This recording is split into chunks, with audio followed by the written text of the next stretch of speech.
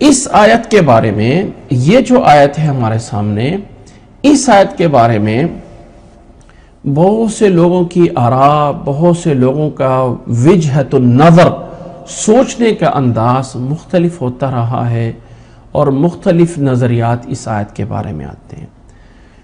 میں بات کو لمبا نہیں کر دیتا ہوں، میں بات کو مختصر انداز میں بیان کر دیتا ہوں کہ یاد رکھ لیں کہ اس سے مراد لینا کہ بری عورتیں برے مردوں کے لیے ہیں اور برے مرد بری عورتوں کے لیے ہیں، اسی طرح نیک عورتیں نیک مردوں کے لیے ہیں اور نیک مرد نیک عورتوں کے لیے ہیں، اور جس سے رزلٹ نکال کے ایک اور لوگوں نے بات چھوڑی ہوئی ہے کہ رشتے آسمان پہ بنتے ہیں اور یہ ساری باتیں کی جاتی ہیں۔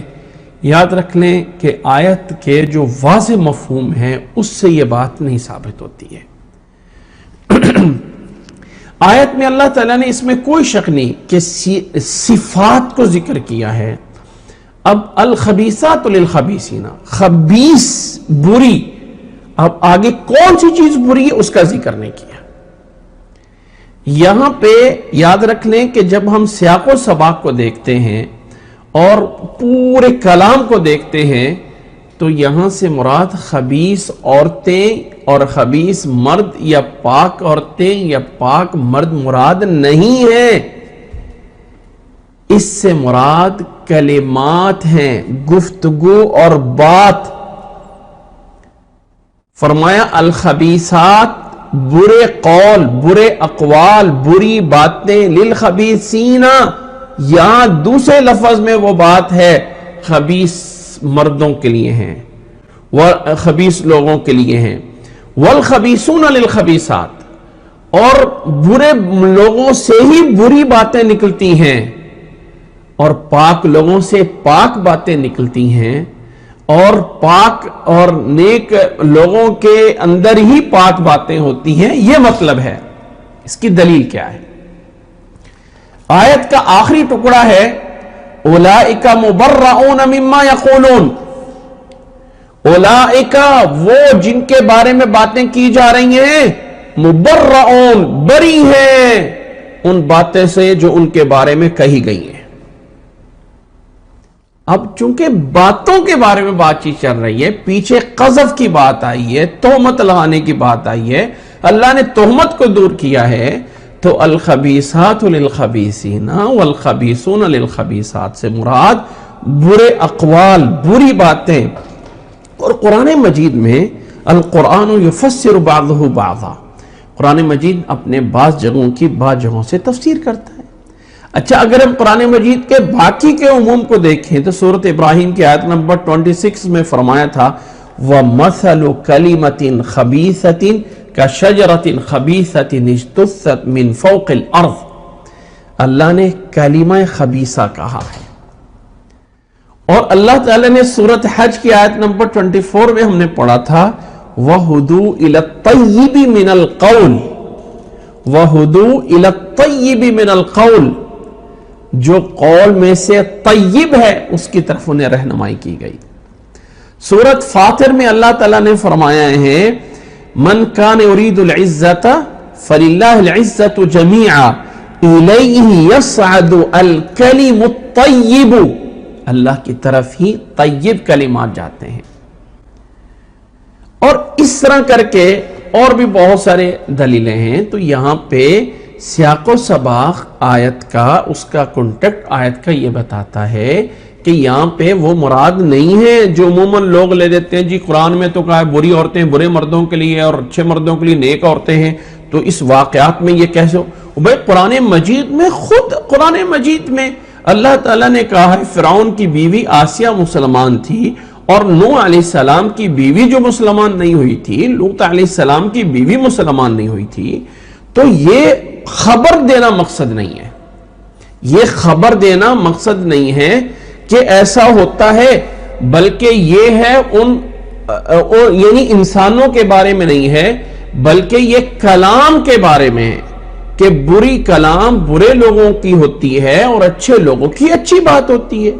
اور پھر آیت کے اندر ہی فرمایا اولئک مبرؤون مما یقولون، جو اس بات کی دلیل ہے کہ یہاں سے مراد کلمات ہیں، یا اس سے معنی افعال ہیں، برے کام برے لوگوں، یعنی اقوال ہو سکتے ہیں، افعال۔ جب ہم عام بولتے ہیں الصالحات تو کیا مراد لیتے ہیں؟ صرف نیک عورتیں مراد لیتے ہیں کہ اعمال صالحہ بھی مراد لیے جاتے ہیں؟ اعمال صالحہ بھی مراد لیے جاتے ہیں۔ جب طیبات لفظ بولا جاتا ہے یا ایھا الذین آمنوا کلوا من طیبات، تو طیبات جب بولا جاتا ہے اس میں حلال رزق بھی مراد لیا جاتا ہے۔ تو اب اس آیت میں آ کے خبیث اور طیب سے کیوں صرف مرد عورت مراد لی جاتی ہیں؟ لہٰذا اس سے مراد کلمات طیبہ یا کلمات خبیثہ ہیں، یا اس سے مراد جو ہے یعنی اس سے افعال برے افعال مراد ہیں۔ بعض لوگوں نے ایک دوسرا بھی موقف اپنایا ہے، اور وہ موقف یہ ہے کہ یہاں پہ یہ خبر ہے، یہ انشاء ہے، خبر نہیں ہے۔ اچھا، خبر اور انشاء کیا ہوتا ہے؟ عربی گرامر کی یہ بات ہے۔ ایک ہوتا ہے بتانا کہ لوگوں یہ کام یوں ہوا ہے، یہ خبر میں دے رہا ہوں، بھئی یہ چیز ہو رہی ہے، یہ خبر دے رہا ہوں۔ اور ایک ہوتا ہے آرڈر دینا، یہ کرو یہ نہ کرو۔ اب خبر کے اندر یہ ہوتا ہے کہ آپ بولنے والے کو کہہ سکتے ہو کہ تم سچ بول رہے ہو یا جھوٹ بول رہے ہو۔ اگر میں نے کہا ہے کہ میں نے پانی پیا ہے، وہ آپ مجھے کہہ سکتے ہو آپ سچ بول رہے ہو یا جھوٹ بول رہے ہو۔ لیکن اگر میں آپ سے کہوں پانی لے کے آؤ، تو آپ مجھے کہہ سکتے ہو آپ سچ بول رہے ہو جھوٹ بول۔ بھائی یہاں پہ سچ جھوٹ کا کوئی تعلق ہی نہیں۔ آپ کہہ سکتے ہو میں نہیں لے کے آتا ہوں، لیکن سچ اور جھوٹ کا تو کوئی تعلق نہیں ہے نا۔ تو جس کلام کے ساتھ سچ اور جھوٹ کا تعلق ہوتا ہے اسے خبر بولا جاتا ہے، اور جس چیز کے ساتھ سچ اور جھوٹ نہیں بولا جاتا عربی میں، اس کلام کو انشاء بولا جاتا ہے۔ تو اللہ تعالیٰ یہاں بہت سارے ایسے کلام ہیں جو خبر دے کے انشاء کا معنی لیا جاتا ہے۔ مثال کے طور پہ جب ہم کہتے ہیں لا الہ الا اللہ، تو ہم ایک خبر دے رہے ہیں اللہ کے علاوہ کوئی معبود نہیں ہے۔ آگے والا کہہ سکتا ہے تم جھوٹ بول رہے ہو، یہ خبر ہے، لیکن یہ خبر اتنی یقینی ہے کہ گویا کہ ہم یہ کہہ رہے ہیں کہ مان لو، یقین کرو اللہ کے علاوہ کوئی معبود نہیں ہے۔ یعنی خبر بمانا حکم کے ہے، خبر بمانا آرڈر کے ہے۔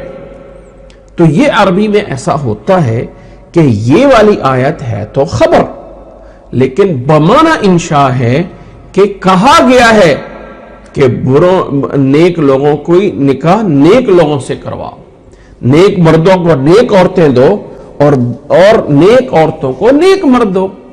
لیکن اس معنی میں بھی آ کے اعتراض بن جاتا ہے کہ ٹھیک ہے، طیبات للطیبین والطیبون للطیبات پہ تو بات ہو سکتی ہے یہ والی، لیکن خبیث لوگوں کو خبیث دینا اور خبیثوں کو خبیث دینا، گویا کہ آرڈر آ رہا ہے کہ خبیثوں کو خبیث دو، تو کیا صحیح ہے؟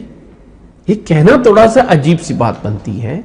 اس لیے صحیح اور بہتر تفسیر یہی ہے کہ یہاں سے مراد کلمات ہیں یا یہاں سے مراد افعال ہیں۔ یہ بات اپنی جگہ پہ ہو گئی۔